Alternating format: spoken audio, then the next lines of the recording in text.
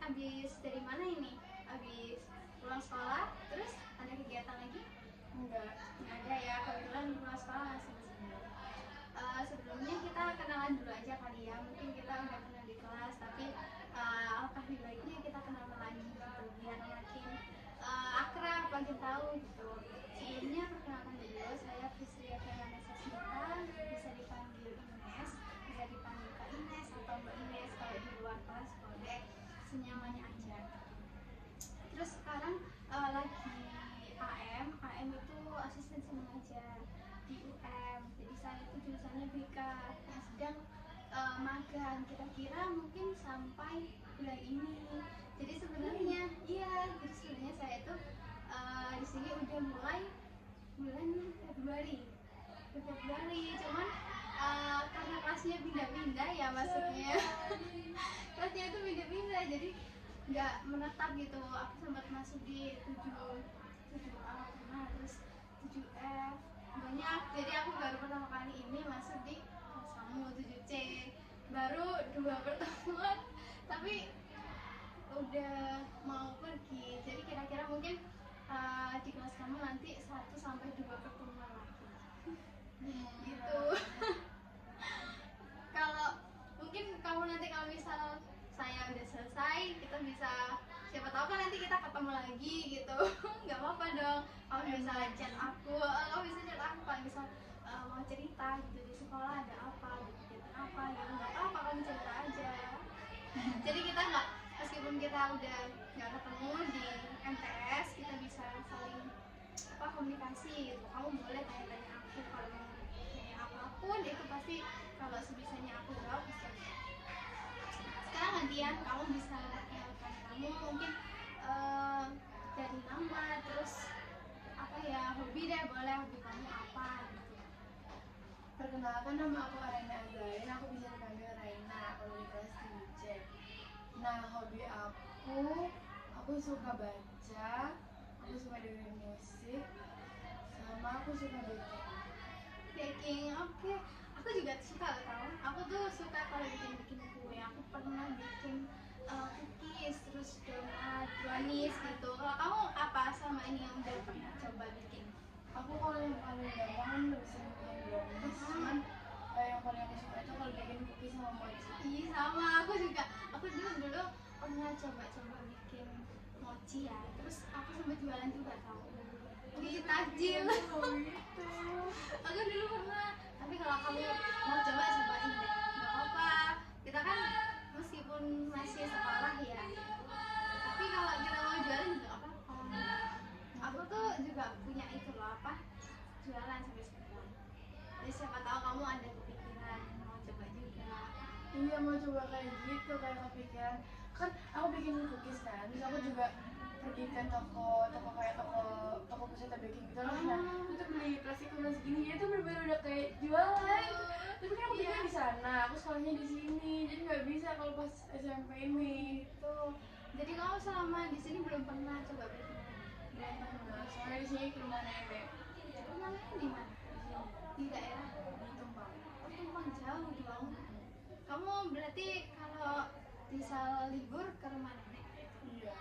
Kalau libur panjang pulang ke Jakarta, tapi kalau sambangan ke rumah nenek. Gitu. Berarti kalau di sini cuma sama nenek aja. Nggak ada saudara. Kamu anak tunggal atau 3 bersaudara. Oh, 3. Nomor berapa? Pertama. Ih, sama. Sama. Aku sekolah kan aku anak perempuan pertama, perempuan satu-satunya juga.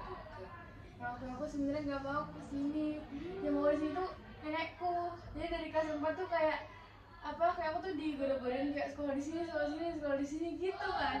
Terus habis itu nggak tahu gimana ceritanya, pokoknya pas kelas 6 itu aku tuh kayak coba tes aja di sini, coba tes aja. Kalaupun lolos, aku nggak bakal ambil. Tuh aku yakin bakal lolos kan.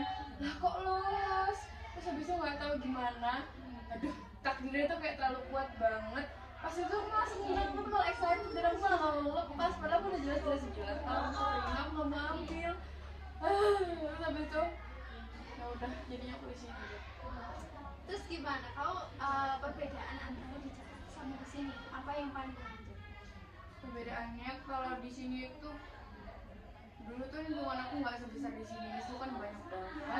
Terus habis itu mulai masuk SMA dan ada organisasi gitu kan. Pas masuk ke sini tuh aku udah bener-bener kayak gak ada wawasan sama sekali, jadi kayak bener-bener gak ngerti gimana gitu. Terus juga yang paling kerasa itu tuh boardingnya, kayak beda banget pokoknya. Iya sih, tapi so far kamu nyaman nggak di mana? Nyaman ya. Tapi sering itu kayak Wajar kan pasti kita kalau ada di orang tua itu ada perasaan cuman ya mesti pengen kumpul sama keluarga juga. Berarti adik kamu umur berapa? pokoknya kelas 1 sama kelas 3. Oh, masih kecil. Mereka sering nggak nyariin kamu? Enggak, kita udah nanti. Aduh, iya sih dulu kayak gitu. Jadi ya udah jadi aja emang saudara gitu kan ya. Oke, mungkin karena kita sudah berkenalan, mungkin saya tanya dulu, kamu itu pernah konseling nggak sih sebelumnya? Nggak pernah. Jadi ini first time ya. Oke, karena first time, jadi mungkin saya akan jelaskan sedikit dulu gimana sih sesi konseling itu ya, biar kamu juga tahu konseling itu sebenarnya ngapain.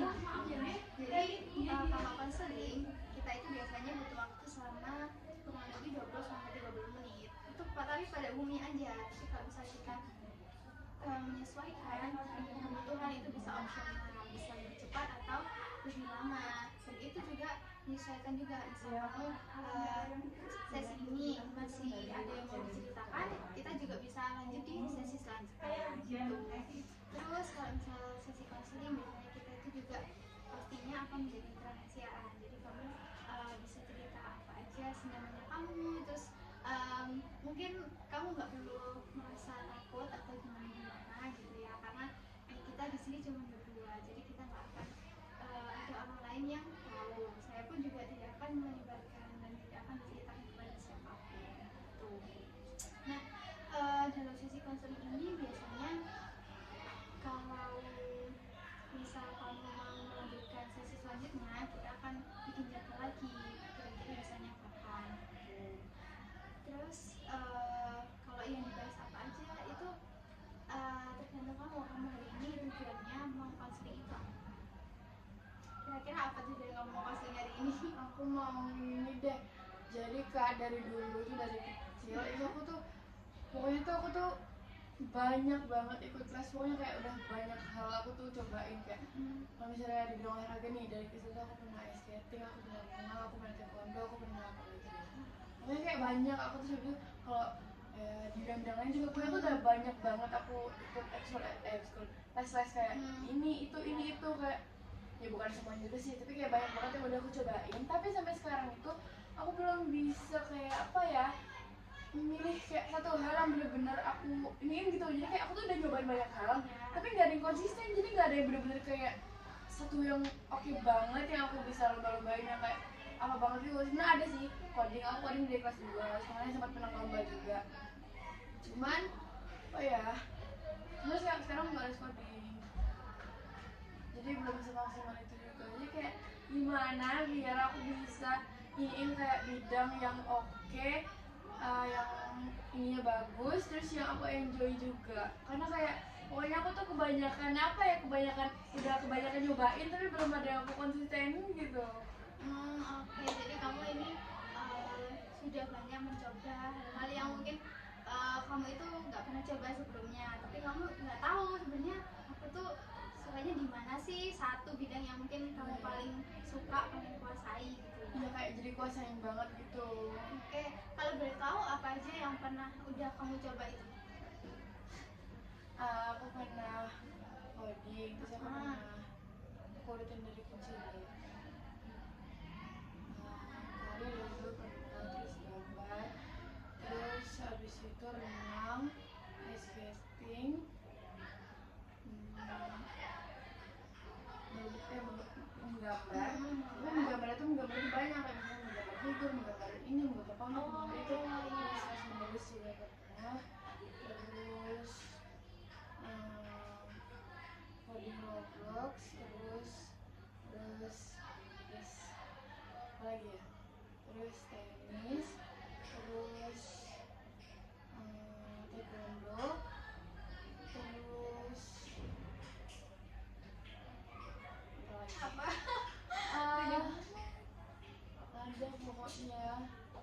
pokoknya banyak.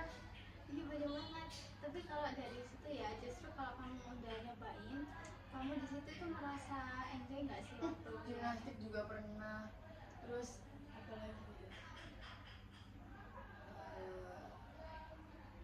itu keinginan kamu sendiri atau dapat arahan dari orang tua atau gimana? Ikut itu.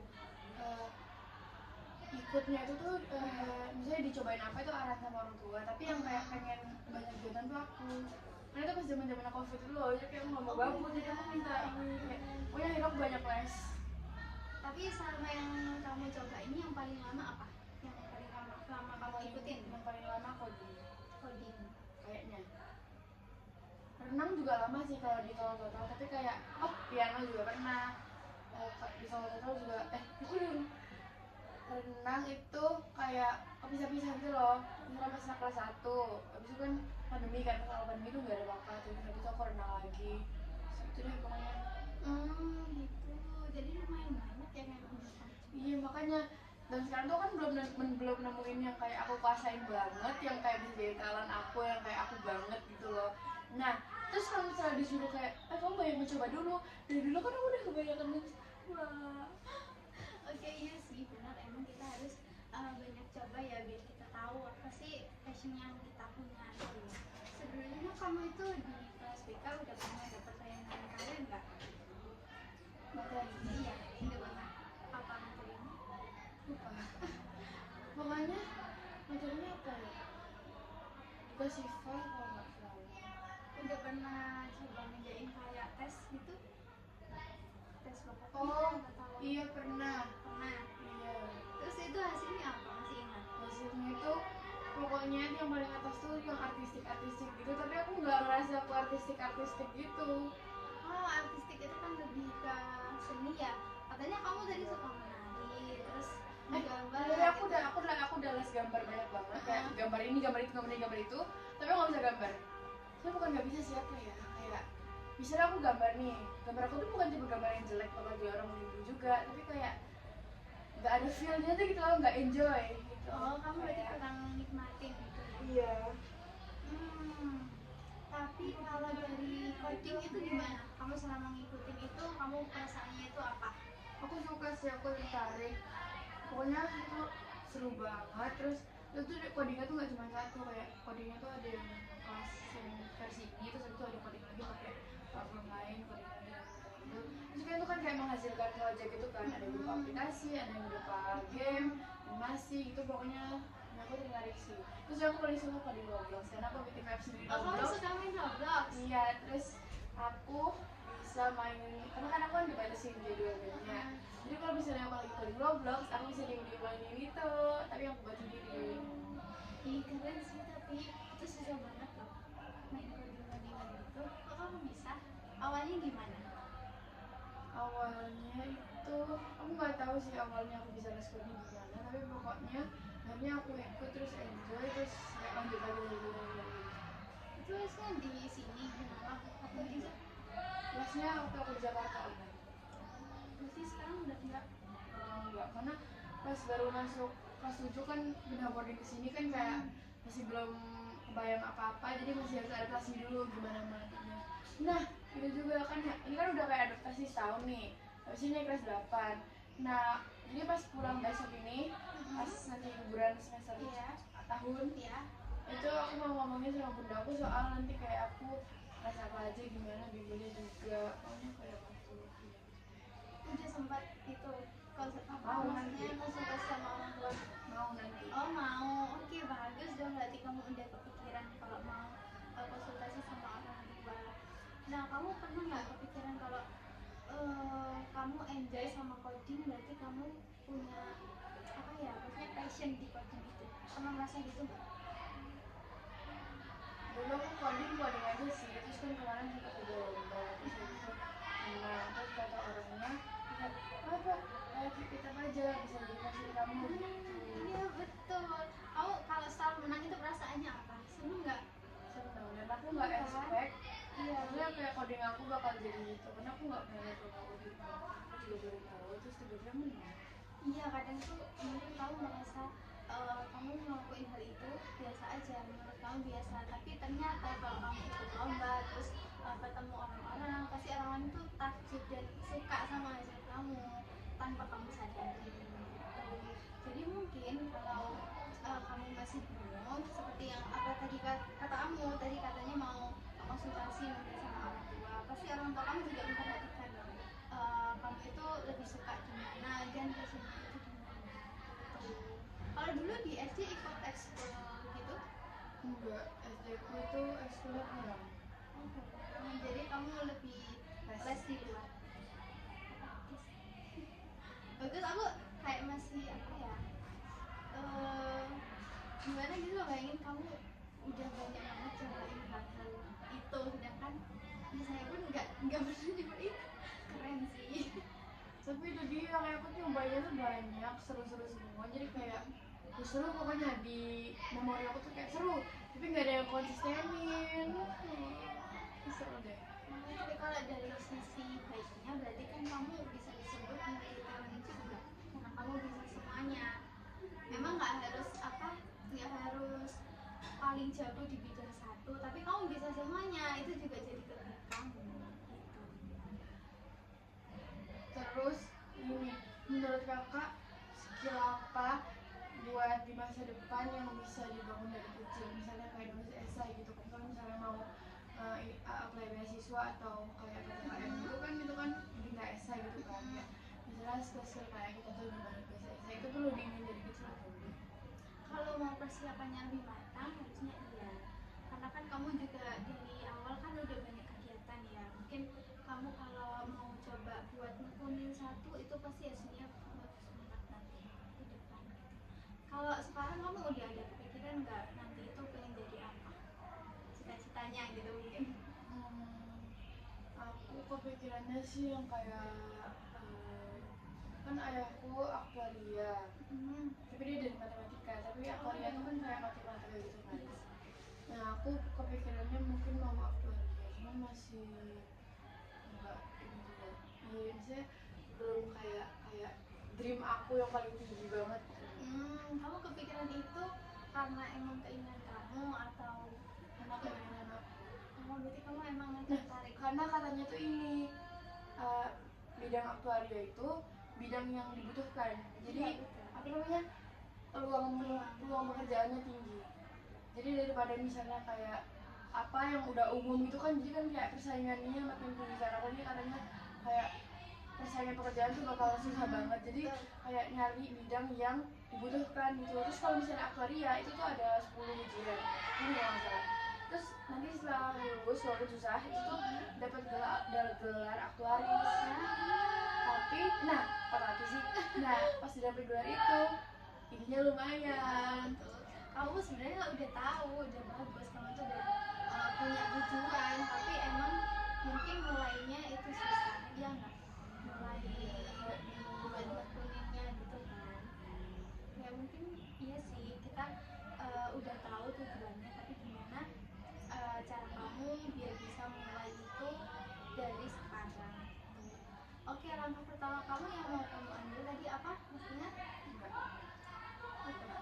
Tadi katanya mau ngobrol dengan orang tua. Jadi sekarang mungkin untuk solusi kamu yang pertama, kamu bisa ambil dulu sama orang tua kamu.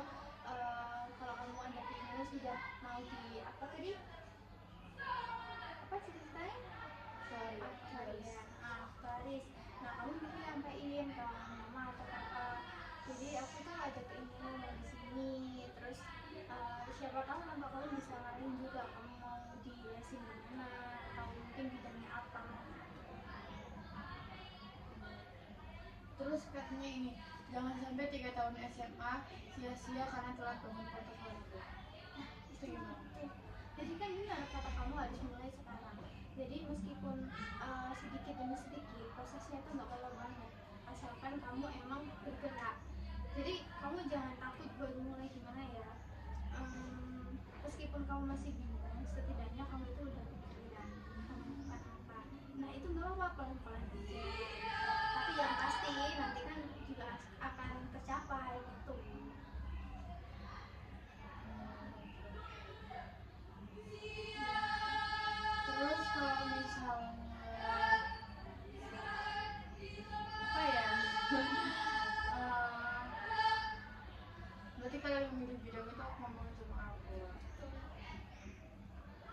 menurut kakak skill yang penting itu apa lagi? Yang bakal pakai nanti? Skill yang penting itu kayak ngobrol, komunikasi itu juga penting. Nanti tuh banyak banget dibutuhin kayak orang-orang yang bisa ngobrol di depan umum gitu. Kamu iya betul, public speaking. Kamu merasa diri kamu udah percaya diri nggak? Udah ya. Aku udah pernah ikut kayak apa ya, kayak paling tinggal sering pokoknya kayak mungkin kegiatan-kegiatan yang bikin publik gitu ya.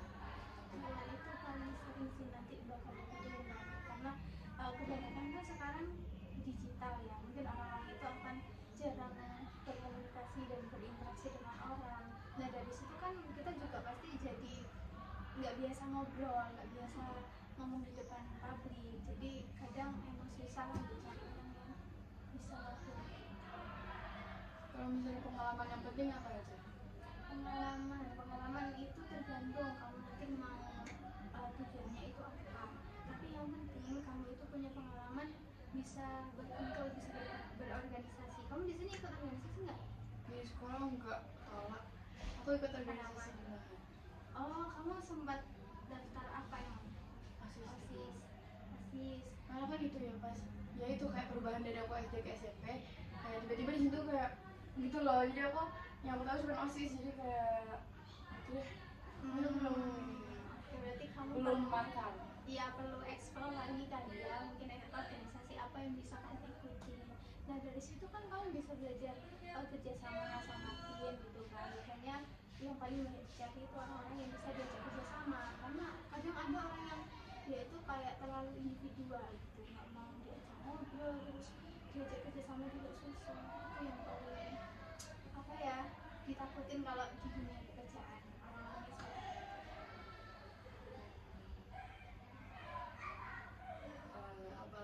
apalagi ada yang mau disampaikan lagi nggak?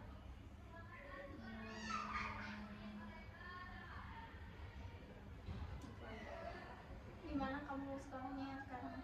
Kan hari ini mau ujian ya kamu? Kalau nggak salah tanggal 5 ya? Iya.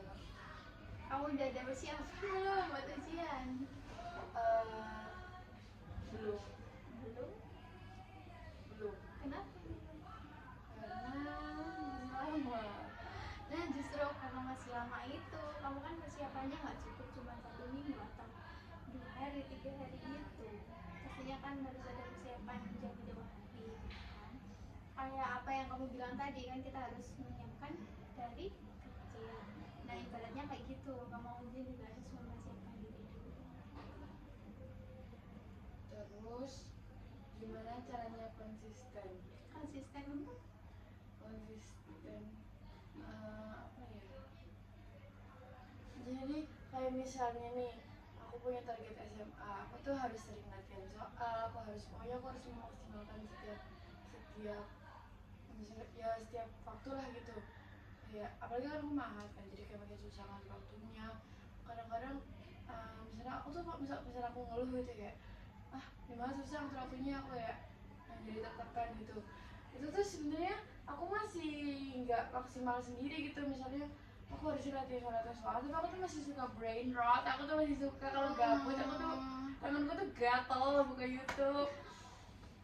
tapi gimana, itu ada jamnya kan, misal kamu boleh main. Nah itu makanya udah susah ngatur waktunya kan, kayak segala ilmunya ini ada di laptop, tugas-tugas, buku-buku, ebook. Tapi udah waktu laptop paling terbatas, apalagi kalau misalnya aku pakai buat gitu. Padahal kalau misalnya gitu kan, padahal kayak aku tuh udah ngerancanain, aku tuh sukanya tuh kayak gini. Misalnya aku tuh ngerancanain, pokoknya aku mau latihan soal. Kalau misalnya ada waktu luang, aku isi buat latihan soal. Pokoknya aku akan selalu improve. Pokoknya aku pengen masuk SMA sini gitu. Tapi itu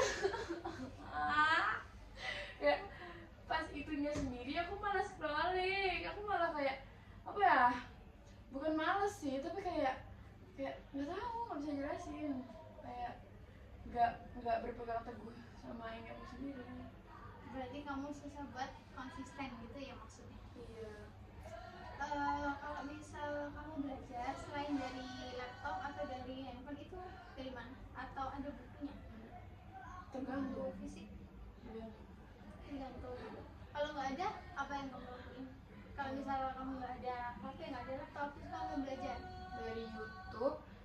karena aku auditori dari YouTube penjelasan materi, tapi aku tuh nggak suka gitu loh, kayak dia tuh lama bertele-tele penjelasannya. Kalau misal aku mau hafalan, aku tuh hafalan sebenarnya tuh dengar. Iya. Kayak misalnya aku tuh pernah mau hafalan sesuatu, aku tuh nggak bisa, terus habis itu pas aku nguping temanku sama yang pas ada aku mau hafalan itu terus dijelasin gitu aku malah bisa. Nah, apa namanya? Terus habis itu aku catat kayak ambil ini namanya catat gitu. Berarti kalau kamu dijelasin sama ustazah kamu itu lebih bisa nangkep gitu. Iya. Kenapa kamu nggak kepikiran buat nge-record? Record. Iya, Record apa? nge-record penjelasannya. Pakai? Emang kamu nggak lagi pegang alat elektronik Enggak. apa? Oh enggak. Kalau nyatet kamu suka? Suka aja. Dia suka. Iya berarti kan Yang aku harus- nggak suka baca panjang. Aku suka baca buku. Suka kamu. Terus apa bedanya? Aku nggak suka. Maksudnya aku nggak suka baca panjang pelajaran yang kayak gitu. Oh, kayak cerita Tapi soal kalau novel kayak aku gitu. suka. Iya. Oke. Oke sih. Terus gimana? Nah, terus ini kak, aku tuh ada geram sama bimbelku yang sekarang. Jadi aku tuh bimbel 4 hari aku bimbel, 1 hari aku les bahasa Inggris kan. Sebenarnya dari bimbel udah ada pelajaran bahasa Inggris kan, tapi beda ya kayak les bahasa Inggris sama pelajaran bahasa Inggris. Nah, ini bimbelku itu dari dia kerja sama Mahat juga. Bimbelku itu ini kasihnya jam berapa? Aku nggak boleh sampai jam 5 nanti telat. Oh iya, sebentar deh, aku cek ini ya. Masih jam 5.15 takut telat aja. Nah, jadi walaupun aku kayak les 5 hari itu, kadang-kadang tuh rasanya tuh aku tuh kayak nggak belajar, aku tuh kayak nggak masuk ke sini karena kan kualitas bimbel kan tergantung sama gurunya. Iya. Nah, les-lesan aku ini gurunya tuh ngacak, jadi dia nggak mesti gurunya dulu terus jadwalnya tuh nggak konsisten. Jadi aku tuh merasa ada penurunan gitu loh dari aku waktu kelas 6 kemarin. Itu tuh bimbelku tuh bagus banget. Nah terus kita bilang, yang podcast hari ini kalau misalnya TO itu tuh juga kayak soalnya tuh gampang, terus cuma 10 soal. Nah kalau misalnya dulu pas aku kelas 6 itu tuh bimbelnya tuh jadwalnya tuh rutin, kayak misalnya minggu ini B Indo, minggu depan B Inggris ganti-gantian, terus IPA IPS ganti-gantian, habis itu MTK-nya selalu setiap minggu, jadi kayak 3 kali misalnya, jadi ganti-gantian ini sama matematika. Nah kayak gitu kan, terus gurunya tuh enak semua, terus rasanya kalau belajar pas bimbel itu tuh kesini gitu loh, kayak nggak tahu apa yang bikin ini, pokoknya belajar tuh kesini gitu. Terus dia kalau try out itu bener-bener kayak try out itu soalnya tuh banyak, habis itu nilainya tuh bikin nggak jelek. Terus ya pokoknya tuh bener rasanya tuh kayak ngaruh banget deh gitu. Nah kalau bimbelku sekarang ini kadang-kadang bahkan keseringan gurunya tuh jelek. Aku bisa ngitung nih ada 3 gurunya bagus, dia jelek. Kamu nggak sempat cerita gitu sama orang tua kamu? Udah dari dulu. Aku kelas 8 nggak mau bimbel sih. Tapi nggak bisa keluar dong, aku jadi ini gitu. Oh, berarti harus sampai selesai. Iya. Nah, maksudnya jeleknya dia misalnya bukan ngata-ngatain gue, tapi emang maksudnya enggak, maksudnya tuh nggak kesini. Kayak jadi kemarin waktu itu kayak gini kak. Jadi itu di Mahat habis ada kegiatan selawatan. Itu tuh udah ini habis Isya ya. Udah bikin sholat Isyanya keundur, jadi kayak lebih telat gitu lapangannya. Jadi itu udah sekitar jam 8 lah ya. Sebenarnya masih mulai di jam 7:30, tapi dia biasanya baru mulai jam 8. Jadi ya kayak itu lah, mungkin udah telat 30 menit tapi kira-kira segitu. Nah itu tuh udah jam 12:15, udah telat 15 menit kan. Terus habis itu kita di kelas tuh kayak didiemin aja gitu. Dianya orangnya udah tua juga sih, bapak-bapak. Terus dia main HP, terus dia kayak nanyain ini apa, terus harusnya fisika tapi akhirnya dia ngajar matematika. Ngajarnya tuh kayak nggak ngajar gitu loh, kayak dia malah menghabiskan waktu buat nulis soal, kan garis dan sudut, dia gambar dan terus itu lama banget. Padahal yang penting bukan itu, kayak misalnya dulu guruku itu ini buku nih, jadi kayak dibahas soal bareng-bareng gitu loh, kayak atau kalian ngerjain dulu nanti kita bahas bareng-bareng sambil dipelajarin. Jadi kan kayak jadi rasanya tuh belajar secara aktif gitu loh, kayak gini habis itu gini gitu. Jadi kayak jadi kita ngerjain, terus habis itu dulu tuh nggak boleh ada gadget, jadi benar-benar kayak nggak ada distraksi. Terus habis itu ya pokoknya beda jalannya, jadi kayak rasanya kalaupun itu jadi kayak belajarnya kurang maksimal gitu. Dari situ kamu masih belajar sendiri? Enggak, di Mahat maksudnya. Enggak, kenapa? Susah, nggak ada nyari waktunya. Kayak pulang sekolah ada eskul, kalau nggak itu cuci keramas, kalau istirahat. Habis itu dari maghrib sampai isya itu kegiatan Mahat ya kayak sholat, makan lain gitu. Habis itu latapan tuh ya bimbel itu. Habis itu aku ada kegiatan organisasi tiap 2 hari sekali. Habis itu tidur, jadi nggak ada waktu. Bimbelnya itu offline atau online? Offline. Oh, offline datang ke sini. Iya. Jadi kayak harusnya aku belajar di saat itu, tapi di saat itu dimana harusnya aku belajar, aku malah ngerasa nggak kayak belajar. Jadi walaupun aku bimbel 5 hari, aku nggak ngerasa kayak belajar, paling 1-2 yang aku belajar. Jadi kayak gitu. Tapi gimana ya, kan kamu juga nggak bisa tinggalin juga itu bimbelnya, harus sampai selesai. Tapi itu yang diajarin emang materi sekolah. Iya. Terus di sekolah gimana gurunya? Kan lebih enak dong pastinya sama Iya. guru kamu. Gimana? Enggak, enakan guru sekolah daripada guru. Nah, iya. Kamu pernah nanyain nggak soal-soalnya itu ke guru kamu? Soal-soal apa? Soal-soal bimbel kamu yang misal kamu nggak paham, kamu nggak sulit gitu. Bimbelnya itu tuh lebih ke soal sekolah, ke bimbel daripada bimbel ke soal sekolah. Bimbel tuh nggak ada PR, jadi nggak ada kayak soal bimbel ke sekolah gitu. Aku baru tahu sih kalau bimbelnya itu bisa ke sini. Iya, soalnya kerja sama-sama. Itu berapa banyak?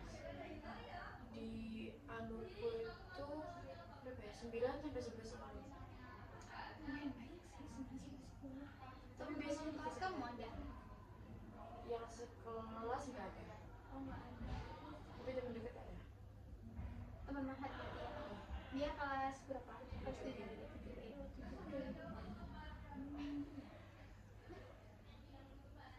Ada lagi nggak yang mau diceritain? Apa ya? Apa ya? Kita cerita-cerita aja kalau kamu udah ngerasa cukup pikir apa. Atau kita next lagi juga boleh lah kamu.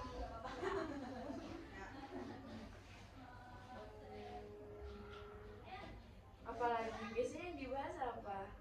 Iya kan tergantung. Kan saya begini cuma bantuin kamu dengerin kamu. Cerita apa?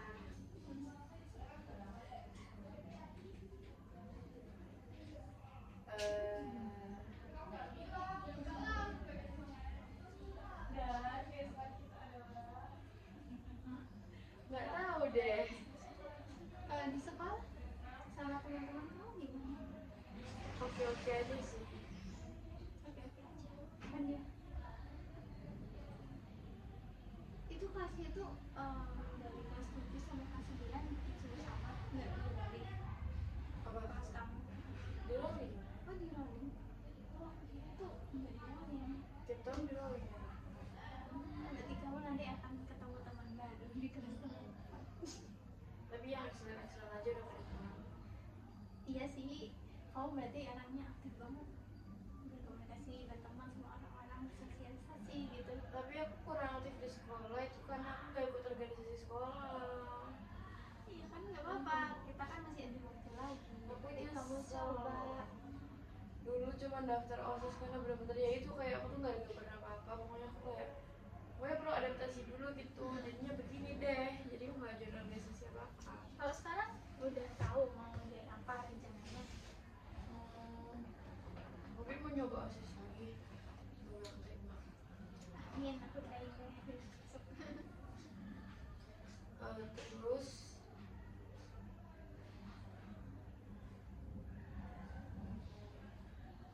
tips buat ikut lomba speech bahasa Inggris. Kamu mau ikut apa, sudah daftar? Mau ikut? Tapi kalian kalau ada itu Tapi kamu kenapa kalau cuma kepikiran doang dulu mau sekarang? enggak, bukan belum tahu masa ngerti nggak sih, bahasa Inggrisku tuh bagus, bagus juga bagus. tapi aku nggak masuk pas bilingual. Jadi kayak tapi dari dulu tuh aku pengen ikut speech gitu. Ya nggak apa-apa dong, kan kamu bisa nyoba. Kenapa sekali-kali kamu nyoba? Siapa Oh tahu. bukan, ininya aku struggle-nya itu ide. Jadi aku kalau misalnya mau nulis sesuatu itu aku tuh apa ya, idenya kayak mentok gitu. Bukan mentok juga sih sebenarnya, aku bisa nulis tuh aku ngerasa kayak ini oke enggak gitu. Jadi kayak ngerasa ini tuh idenya tuh nggak maksimal, bukan yang paling bagus. Terus kayak aduh gimana cara nikatinnya gitu. Ini itu biasanya nggak muncul secara tiba-tiba ya, itu kan biasanya muncul karena kita apa ya, terinspirasi oleh sesuatu. Jadi kamu perlu lebih apa ya, keluar gitu lah, cari inspirasi di luar gitu. Karena kalau kita semakin banyak inspirasi, satu dua tiga empat, itu kan pasti kita bisa pilih mana ini kekurangannya apa, kelebihannya apa gitu kan. Dan dari situ kita bisa berpikir lebih kritis lagi, berpikir lebih apa ya, lebih bisa membandingkan antara mana yang lebih baik dan mana yang kurang tuh. Dan dari situ kamu bisa lah muncul pasti itu ide-idenya apa. Nah kamu biasanya kalau berpikir, biasanya kamu sering kepikiran itu waktu apa? Lebih nggak tahu.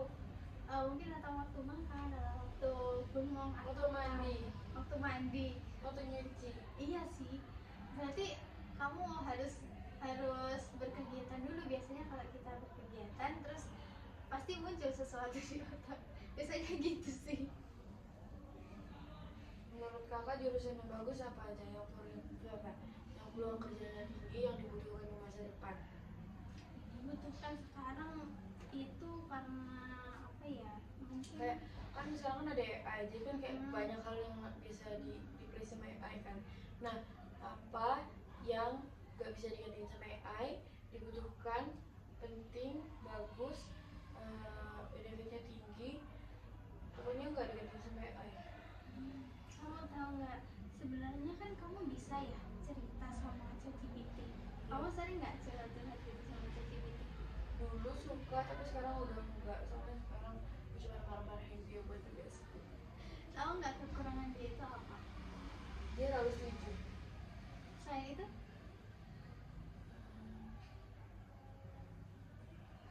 Nggak tahu. Oh Iya. ya, aku cerita, dia tuh ngeselinnya tuh kadang dia tuh agak megelin karena dia tuh selalu setuju gitu loh. kayak dia itu kan nggak bisa merasakan apa yang sebenarnya kamu rasakan. Iya. Dia nggak tahu, dia nggak ikut ngobrol langsung secara kayak kita ini kan. Jadi sebenarnya kalau dilihat, menurut kamu sekarang AI itu lebih canggih, terus kamu khawatir kalau pekerjaan-pekerjaan itu digantikan oleh AI, sebenarnya nggak sepenuhnya seperti itu. Karena kan misal nih, saya kan misalnya kan BK ya. Nah BK itu biasanya bantuin orang-orang, bantuin menyelesaikan masalah, terus bimbingan juga gitu kan. Nah secara kan kita bisa bimbingan dengan ChatGPT Tapi tadi. beda rasanya. Iya Gitu. kan? Kayak backup psikologi kan nggak bisa digantiin. Iya kan?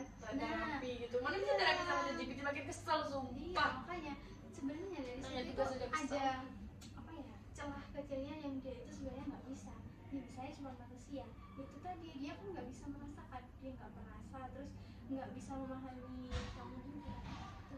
Jadi sebenarnya nggak 100% kamu itu kalah sama AI. Tetap aja kita manusia itu lebih hebat daripada AI. Jadi apapun itu jurusannya, kamu mau pengen apa, keinginan kamu apa, kalau bisa itu ditekuni, pasti itu juga akan bermanfaat juga buat kamu sendiri. Gimana, ada langsung pikiran nggak?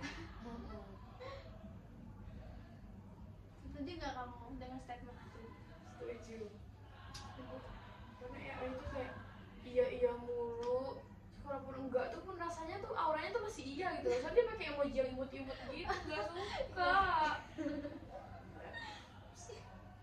Sebenarnya dulu kalau sebelum ada AI juga apa ya, baik-baik aja dunia itu, enggak yang gimana. Jadi karena itu takutnya emang ada kecemasan tersendiri ya, kita pasti kepikiran kalau AI bakal menggantikan kita, padahal Kalau investasi yang paling bagus dari kecil apa? investasi itu sebenarnya kan emang tergantung kamu itu passionnya di apa dan kesukaan kamu itu apa, karena kita kan nggak bisa ya memaksakan. Kalau misal kamu sukanya misal masak, tapi kamu harus ngikutin orang itu tuh lebih lebih pintar dari aku, dia tuh lebih pintar bikin robot, tapi kan kamu nggak bisa memaksakan diri kamu karena kamu nggak tertarik sama dunia robot. Jadi yang lebih baik itu adalah kita bisa menekuni apa yang udah kita ambil. Jadi dari situ orang lain kan juga pasti mikir, oh kamu itu orangnya lebih bisa ini gitu kan. Di sisi lain orang lain juga mau jadi kamu gitu.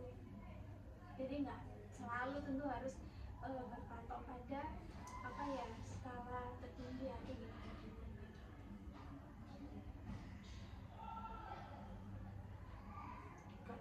Dulu aku pas SD itu dibilang judes.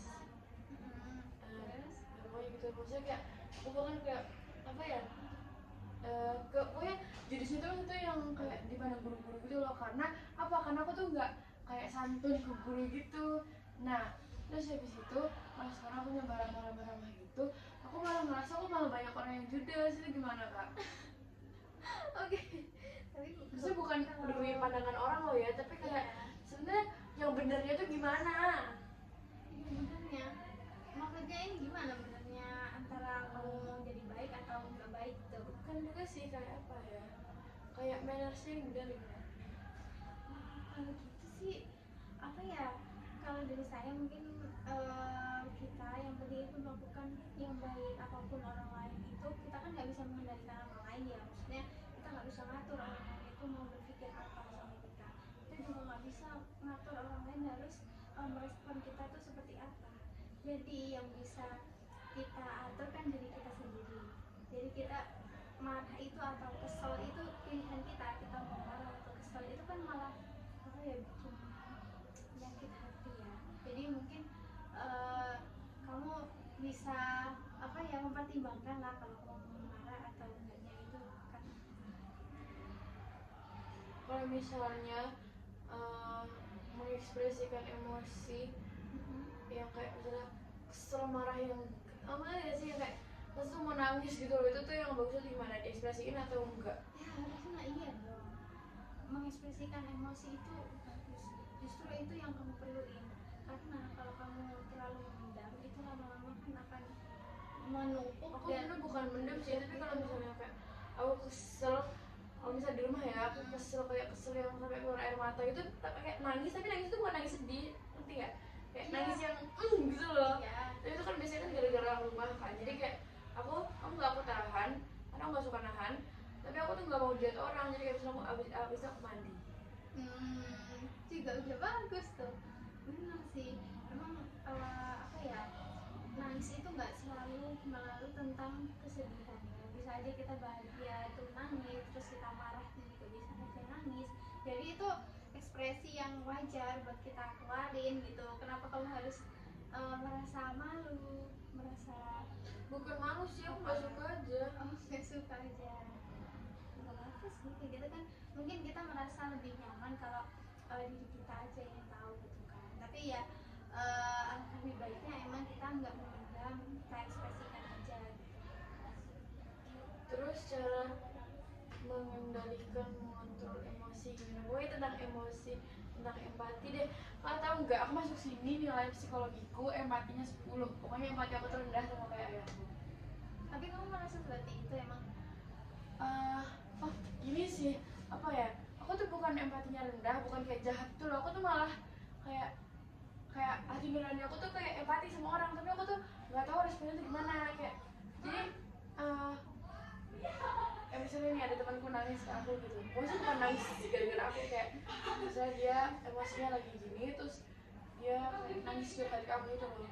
Aku tuh bingung kayak apa ya, maksudnya aku tuh bukan ya, hati aku tuh empati, tapi nggak tahu gimana responnya. Takutnya aku malah salah respon, karena aku nggak ngerti juga kayak apa ya, nggak tahu. Kalau kamu sendiri misal di posisi itu kamu lagi sedih terus kita sama teman yang kamu harapkan teman kamu itu ngapain?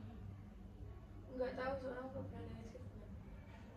Kalau coba deh dibayangin aja, misal kamu mau nangisnya ke orang tua atau ke saudara kamu gitu, kamu berharap responnya mereka itu kayak apa? Kalau biasanya misalnya aku kayak cerita, kalau misalnya aku ke bunda aku kan kayak aku cerita semuanya gitu kan, itu bunda aku kan my mom my everything kan, bisa jadi chef, bisa jadi konsultan psikologi juga, bisa jadi dokter juga, bisa jadi farmasi juga. Terus kalau misalnya bunda aku biasanya ya ngasih masukan yang benar-benar kena banget di aku gitu loh, kayak bukan masukan juga sih, apa ya, pokoknya yang membuat diri aku jadi lebih baik, pokoknya kayak segala hal yang gitu-gitu deh, itu pokoknya bunda aku tuh pintar ngasih kayak gitu. Pokoknya aku jadi kayak lebih tahu gitu ke bunda. Lalu terus setelah bunda kamu ngasih itu ke kamu merasa gimana? Oke. Oke. Nah, berarti kamu harusnya kalau kamu suka dikasih perhatian seperti itu, alangkah lebih baiknya mungkin teman kamu juga lebih suka dikasih seperti itu. Itu dia, aku tuh nggak pinter apa, nah ini mungkin nih, aku tuh empatinya tuh di hati gitu, kayak hati aku tuh juga gini, tapi aku tuh nggak pinter kayak berkata-kata gitu loh. Ngerti nggak sih, kayak aku tuh nggak suka kata-kata manis-manis gitu, kayak apa ya gitu. Tapi bukan aku nggak empati, tapi aku empati, tapi aku tuh nggak pinter berkata-kata yang gitu. Tapi itu nggak ada sesuatu, kita juga bisa nenangin dia kayak kalau bisa aja kayak ininya kalau bilang biasanya dia tuh kan lebih tenang. Aku selalu katakan biasanya tuh kalau dia udah tenang dia mau cerita, yang penting dia tuh harus tenang dulu. Kalau mau kamu ajak ngobrol ya, misal kamu bingung ya, dia nih kenapa sih tuh, kenapa kok tiba-tiba nangis gitu kan, pasti sering ya gitu, kamu nggak tahu kenapa, yang pasti kamu harus apa ya, pastiin dia itu tenang dulu baru kamu ajak ngobrol gimana, kenapa gini. Terus cara ningkatin nilai empati aku yang 10 itu gimana? Caranya mungkin, nah kan kamu sebenarnya sudah empati, cuman kamu bingung responnya seperti apa. Karena aku Ya waktu kan? jawab soal psikologinya tuh nggak ngerasa apapun soal empati, tiba-tiba empatiku 10 aja kan, kayak dan punya empati aku sama yang rendah. Itu terakhir kamu kapan? Pas masuk sini. Oh, Masuk sini kan ada berarti masuk sekolah. masih kemarin ya? Malah Iya, tahun lalu. Gitu. Terus kamu sempat cerita nggak ke orang tua kamu kalau hasilnya gitu? iya. Terus gimana rasanya? Terus diketawain sama bundaku sama kayak ayahku. Maksudnya diketawain sama Iya. bundaku karena hasil aku tuh kecil sama kayak ayahku, jadi kita sama. Kalau sama, terus apa ya? Gimana ayah kamu ke kamu? Maksudnya memperlakukan kamu kalau Iya. lagi sedih gitu? Ayahku tuh apa ya, sama kayak aku kali ya, nggak bisa berkata-kata kayak gitu. Jadi ya gitu deh, pokoknya nggak bisa berkata-kata gitu, tapi tuh kayak orangnya tuh wawasannya luas banget, terus seru, terus juga kayak chill, bercanda-bercanda gitu. Ya pokoknya aku rasa yang ya dari nilai empati kita sama-sama yang rendah itu, yang aku tahu itu pokoknya kenapa aku ceritanya ke bundaku, karena bundaku terus ayahku itu ini multi ember ya, yang setahu aku loh ya, bisa jaga rahasia bunda aku, cuman nggak tahu juga sih, soalnya kadang-kadang pas aku udah tidur, bukan aku tidur sih, kadang-kadang aku udah malam kan, aku udah tidur tuh setelah mereka lagi ngobrol, nah, biasanya tuh membocorkan hal-hal kayak gitu. Ya pokoknya kenapa aku ceritanya tuh ke bunda aku, walaupun ujungnya mungkin dibocorin juga, tapi nggak tahu ya. Itu karena bundaku ya itu bisa kasih kata-kata kayak gitu, tapi aku sama-sama ayahku kan, emang sama-sama rendah ya, kita sama-sama nggak bisa berkata-kata gitu loh, nggak bisa memberikan motivasi empatik yang kayak super duper gitu pokoknya. Tapi kan nggak salah juga, kita kan pasti punya cara yang berbeda, nggak harus kamu sama kayak juga kamu harus ngasih kata-kata, terus harus apa ya, maksudnya memotivasi dia nggak gitu pintar kan. kayak bicara dengan hati yang kayak gitu. Jadi kayak takutnya apa ya, mungkin takutnya kesannya jadi kayak nggak empati itu bagaimana gitu, nggak tahu. Tapi kalau orang beneran empati dari hati itu pasti kelihatan. Jadi kamu kalau kamu emang benar merasakan apa yang teman kamu kan itu pasti kelihatan kok, jadi kamu nggak perlu kayak gimana ya gitu. Maksudnya temen aku tuh gimana dia bisa percaya sama aku, kayak dia cerita sama aku abis itu dia nangis, padahal kan aku nya nggak tahu gimana responnya. Temen kamu aja mau cerita sama kamu, berarti dia tuh percaya sama kamu. Nah jadi kita percaya dari mana, nilai empati aku aja 10, terus habis itu aku bingung respon orang. Itu kan penilaian kamu, penilaian teman kamu kan mungkin beda, buktinya dia mau lo cerita sama kamu, iya nggak? Iya. Jadi penilaian diri itu emang penting, tapi kan kita juga harus lihat orang lain itu menilai kita seperti apa. Kadang kan kita nggak merasa baik, tapi orang lain merasa kamu itu udah baik banget gitu. Jadi kamu jangan merasa kalau kamu nggak ada empati atau kecil gitu, jangan dong. Mungkin bukan empatinya kali ya, itu lebihnya kayak Ya, ya pokoknya berkata-kata manis penuh empati kayak gitu, kayak gitu lah pokoknya. iya paham paham. Apa lagi? Jam berapa sekarang?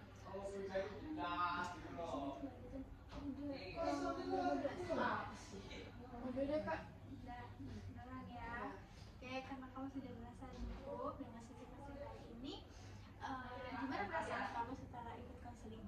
Kan ini first time kamu ya katanya. Gimana perasaannya? Oke. Oke, merasa lebih lega, lebih cerita? Iya. Mau nggak kalau misalnya nanti kita konseling lagi atau kamu mau konseling sama siapapun itu, kamu mau nggak setelah tahu kalau konseling itu kayak gini? Mau. Mau kan? Tapi nanti aja kalau udah ada topik. Iya dong. Pokoknya nanti kalau misal kamu ada apapun yang mau diceritain nanti bisa hubungi saya aja. Nanti kita bisa bikin jadwal kayak sekarang. Gitu ya. Oke, mungkin kalau sudah dicukupkan, saya mengucapkan terima kasih juga nih sama kamu karena sudah menyempatkan waktu buat ikut konseling sama saya. Terus kamu juga aktif banget ceritanya, kayak semuanya itu menurut aku menarik ya, udah kamu ceritain dan itu kamu bisa terbuka, itu sudah sangat bagus kamu berani cerita sama saya. Jadi saya sangat senang mengapresiasi sangat kamu. Terima kasih. Mohon maaf ya jika kalau misal saya itu ada kekurangan, misal salah respon atau salah kata gitu ya sama kamu, saya mohon maaf.